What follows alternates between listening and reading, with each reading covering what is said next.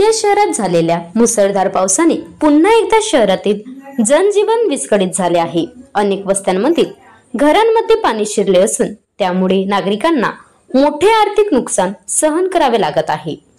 या संकटाच्या वेळी आमदार विनोद अग्रवाल यांनी स्वतः मैदानावर येऊन व तहसीलदार, नगर परिषदेच्या अधिकाऱ्यांसह त्यांनी पूरबाधित भागांची पाहणी करून घटनास्थळी पंचनामा केला आहे।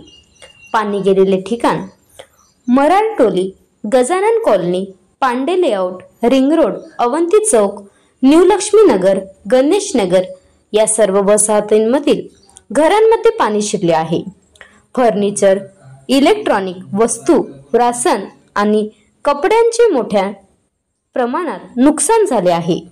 अनेक ठिकाणी रस्ते पूर्णपणे पाण्याखाली गेले आहेत। Maharashtra live news reporter Sachin Bansod, Vidarbha प्रतिनिधी, गोंदिया। महोदय यांच्यासोबत आम्ही शहरातल्या विविध भागात कांबळे साहेबांनी दौरा केला। आम्ही मोठ्या प्रमाणात लोकांच्या घरामध्ये नालीचं पाणी शिरलेलं आहे, तर तलाठ्यांना पंचनामे करण्याचे आपण सूचना केलेल्या आहे आणि पंचनामे सुरू पण झालेले आहेत। चिंचूर भागामध्ये, पूर्वा भागामध्ये पंचनाम्याची सुरुवात झालेली आहे आणि सर्व जे नुकसानग्रस्त आहेत त्यांना मोबदला दिला जाईल। जो मेन नाला का प्रवाह है उसके ऊपर में भी लोगों ने अतिक्रमण किया है, नालियाँ रोक दी गई है। बांधकाम करते समय उसका साहित्य घर के सामने में रख दिया जिससे नालियाँ चौकअप हो गई। और आने वाले समय में इन सब समस्याओं से निजात दिलाने के लिए निश्चित तौर पे प्रशासन के साथ में हम प्रयास करेंगे। अभी हमने प्रशासन को सूचना की है, निर्देश दिया है कि जितने भी लोगों का नुकसान हुआ है, जिनके घर में पानी घुसा है, इन सबका सर्वे करें। पानी खुलने के बाद में इन सबका सर्वे किया जाएगा और जो नुकसानग्रस्त नागरिक है उनको शासन की तरफ से अवश्य मदद कराने के लिए निश्चित तौर पर प्रयास किए जाएंगे।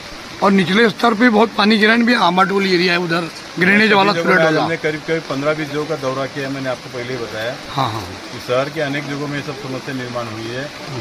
ये पानी खुलने के बाद में जहाँ जहाँ ये सब पानी चौकअप होता है, इन सब बातों को प्रशासन ने ध्यान में लाना चाहिए। उनको हमने सर्वे करने का निर्देश दिया है और आने वाले समय में सख्त कदम उठा करके ये पानी की निकासी सुचारू हो इसी दृष्टि से प्रयास किए गए। आता गाडीवर मोबाईल नंबर नाही तर इमर्जन्सी QR कोड वापरा, जे तुम्हाला अडचणीच्या वेळी साथ देईल। बनवा व्हिडिओ, पाठवा व्हिडिओ, आम्ही तुमच्या न्याय हक्कासाठी लढा देऊ। ताज्या बातम्या व घडामोडींसाठी पाहत राहा फक्त महाराष्ट्र लाईव्ह न्यूज। आजच आमच्या चॅनलला सबस्क्राइब करा, शेअर करा, कमेंट करा आणि हो, बेल आयकॉन दबायला विसरू नका। जय महाराष्ट्र।